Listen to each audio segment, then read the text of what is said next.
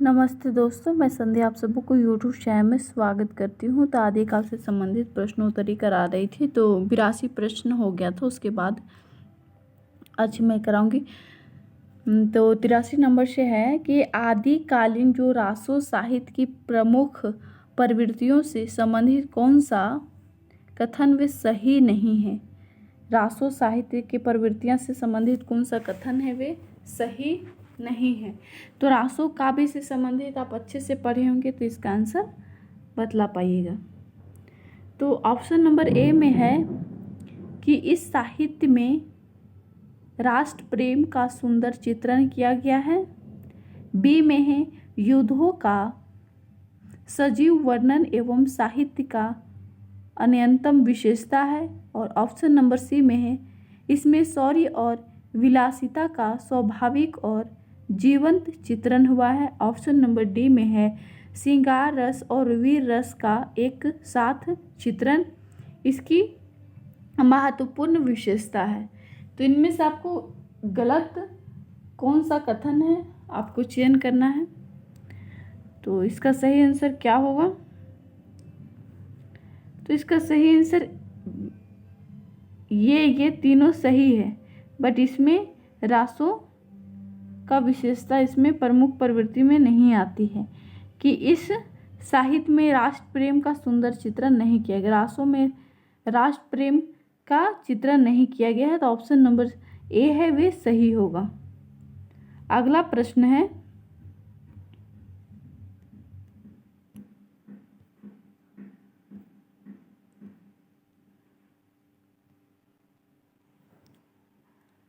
अमावस को घड़ी झिलमिल, चंदा पूनम को घड़ी सूर, नाद को घड़ी बयंत, गरजो बजंत अनहद तूर। उपयुक्त काव्यांश में अनहद नाद की स्थिति को व्यक्त करने वाले योगी संत का क्या नाम है। ऑप्शन नंबर ए है जैसी, बी है गोरखनाथ, सी है जलंधर और डी है नामदेव। तो इसका सही आंसर क्या होगा।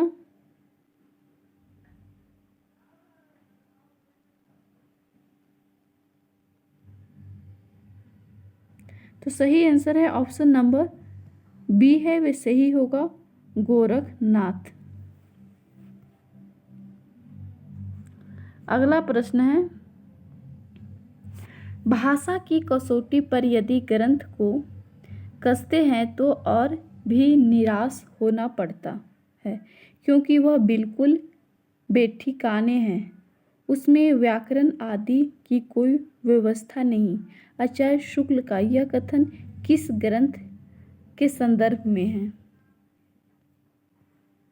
तो ऑप्शन नंबर ए में है पृथ्वीराज रासो, बी में है विशल देव रासो, सी में है खुमान रासो, सी में है हमीर रासो और डी में है खुमान रासो। तो इसका सही आंसर क्या होगा।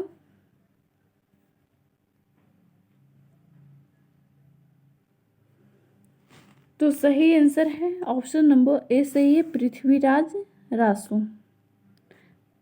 तो भाषा की कसौटी पर यदि ग्रंथ को कसते हैं तो पृथ्वीराज रासो के संदर्भ में कहा गया। चरणचंद शुक्ल का कथन है।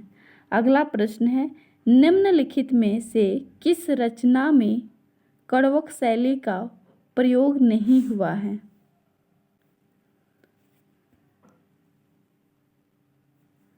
तो इसका सही आंसर क्या होगा।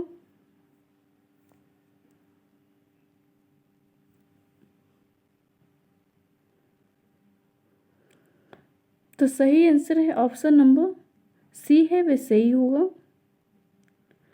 पाहुड़ दोहा। उसमें कड़वक शैली का प्रयोग नहीं किया गया है और ये तीन है उसमें प्रयोग किया गया है, पाहुड़ दोहा में नहीं किया गया है। तो ऑप्शन नंबर सी है वे सही होगा। अगला प्रश्न है सांकेतिक अर्थ रखने के कारण इनकी वानिया की भाषा को संध्या भाषा कहा गया है।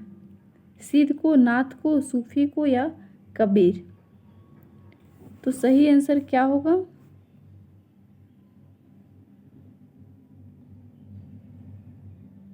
तो सही आंसर ऑप्शन नंबर ए है, वह सही होगा सिद्ध को। अगला प्रश्न है, आदिकाल के किस कवि की भाषा हिंदी के वर्तमान रूप में सर्वाधिक निकट है? चंद्रबरदाय, अहमान, विद्यापति, अमीर खुसरो, मुल्ला दाऊद। तो इसका सही आंसर क्या होगा? तो इसका सही आंसर ऑप्शन नंबर डी है, वे सही होगा अमीर खुसरो।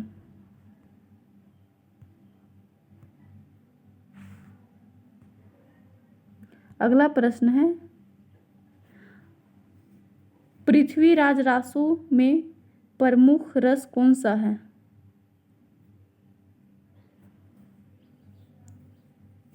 तो इसका सही आंसर बतलाना है, क्या होगा? वीर और श्रृंगार रस, श्रृंगार और भयानक रस, विभत्व और श्रृंगार रस, रौद्र और श्रृंगार रस, वीर और शांत रस। इनमें से कौन सा सही है आपको बतलाना है।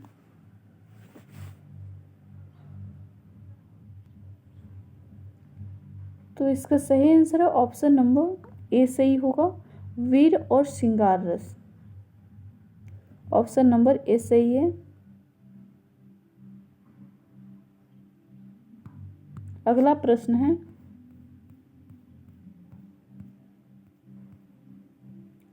राहुल संस्कृत्यान ने हिंदी का पहला कवि किसे माना है?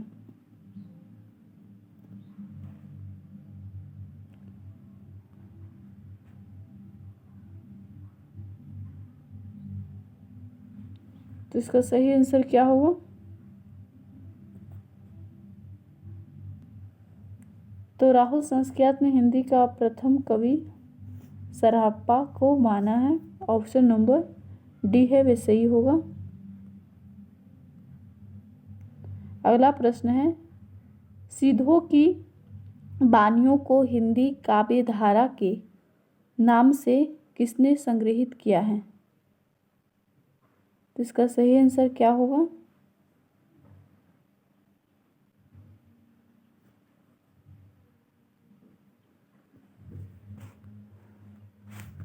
तो इसका सही आंसर ऑप्शन नंबर डी है, वे सही होगा महापंडित राहुल संस्कृत्यान। ऑप्शन नंबर डी सही, ऑप्शन नंबर ई सही है, सॉरी। अगला प्रश्न है, आदिकाल के कवि सरहपाद का काव्य परंपरा में विकसित नाथ पंथ के हठ योग का पलवन आगे चलकर इनमें से किस कवि में हुआ है?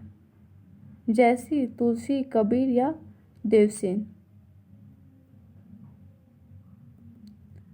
तो इसका सही आंसर होगा ऑप्शन नंबर सी है, वे सही होगा कबीरदास। अगला प्रश्न है, बौद्ध धर्म के सिद्धांत में देश की बदलती हुई परिस्थितियों ने जिस नवीन भावनाओं की सृष्टि की, उन्हीं के परिणाम स्वरूप सिद्ध साहित्य की रूपरेखा तैयार हुई है। सिद्ध साहित्य के प्रादुर्भाव विषयक यह कथन इनमें से किसका है? रामकुमार वर्मा, धीरेन्द्र वर्मा, गणपति चंद्रगुप्त या मिश्र बंधु।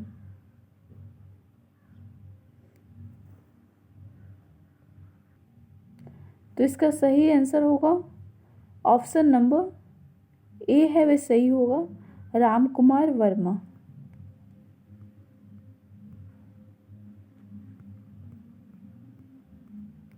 अगला प्रश्न है, नागरी प्रचारिणी सभा में प्रकाशित पृथ्वीराज रासो के संस्करण को प्रमाणित मानने वाले विद्वान इनमें से कौन हैं? रामचंद्र शुक्ल, कर्नल टांड, श्यामल दास और गौरी शंकर हीराचंद ओझा। तो इसका सही आंसर क्या होगा? प्रमाणित ग्रंथ मानने वाले इनमें से कौन है? नागरी प्रचारिणी सभा में जो प्रकाशित हुआ था पृथ्वीराज रासो। तो इसका सही आंसर होगा ऑप्शन नंबर बी, कर्नल टांड। इन्होंने प्रमाणित माना पृथ्वीराज रासो। तो देखिए प्रमाणित मानने वाले में श्याम सुंदर दास हैं, मिश्र बंधु, मोहनलाल विष्णुलाल पांडे और करुणा। अप्रमाणित मानने वाले में शुक्ल हैं, कविराज श्यामल दास, गौरी शंकर हीराचंद ओझा। और अर्ध प्रमाणित में हजारी प्रसाद, दशरथ ओझा, सुनीति कुमार चटर्जी, मुनिजिन विजय। तो ये सभी मानने वाले। तो आपको इसको अच्छे से याद करना है क्योंकि इससे संबंधित आपको प्रश्न अवश्य देखने को मिलेगी। अगला प्रश्न है भारतेश्वर बाहुबली रास इनमें से किस काव्य धारा का ग्रंथ है? जैन साहित्य, रासो साहित्य, सिद्ध साहित्य या नाथ साहित्य? तो इसका सही आंसर क्या होगा? तो सही आंसर ऑप्शन नंबर ए है, वे सही होगा, जैन साहित्य। अगला प्रश्न है निम्नलिखित में से कौन सी रचना शिलांकित है? वर्ण रत्नाकर, वसंत विलास, उक्ति व्यक्ति प्रकरण और या राउलवेल? तो ऑप्शन नंबर डी है, वे सही है, राउलवेल। तो उससे संबंधित दिया हुआ है, आप अच्छे से पढ़ लीजिए। अगला प्रश्न है आदिकालीन साहित्य से संबंधित इनमें से कौन सा कथन है वे गलत है? आदिकाल से संबंधित गलत तथ्य का चयन करना है जिसका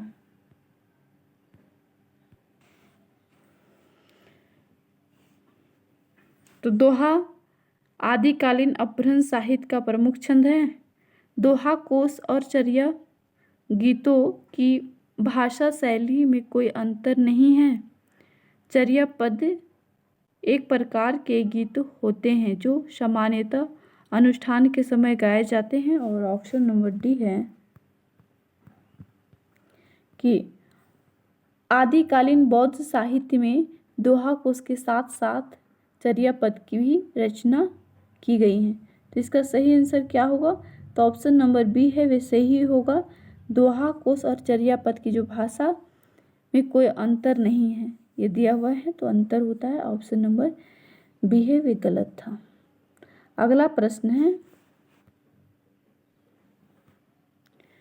रचना और रचना काल की दृष्टि से कौन सा विकल्प है वे सुमेलित नहीं है?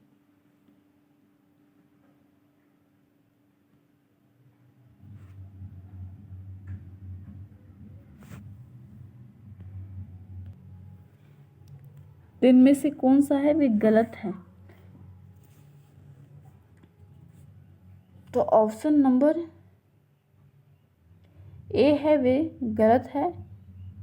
प्रबंध चिंतामणि विजय चंद सूरी का नहीं, किसका? हाँ, मेरुतुंग का है। और पाहुड़ दोहा ये सब सही है, सिर्फ प्रबंध चिंतामणि मेरुतुंग का रचना है। पाहुड़ दोहा राम सिंह का और नेमिनाथ चरित हरिभद्र सूरी और भविष्यत का धनपाल और नेमिनाथ चौफे विजयचंद सूरी का है। इसको आपको अच्छे से याद करना है। अगला प्रश्न है जसहर चरित के लेखक हैं। तो जसहर चरित के लेखक कौन हैं?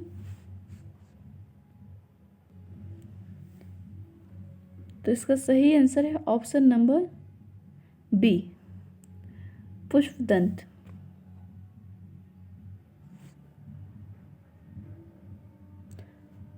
स्वंभू का पौमचरित, धनपाल का भविष्य का, अब्दुल रहमान का संदेश राशि। अगला प्रश्न है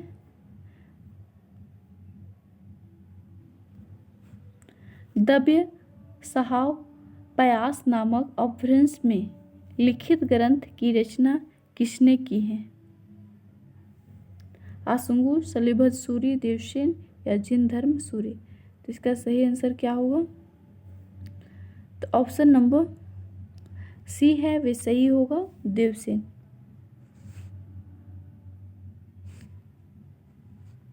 तो कंप्लीट 100 प्रश्न मैं करा दी हूँ और 150 और प्रश्न बचा हुआ है आदिकाल से संबंधित।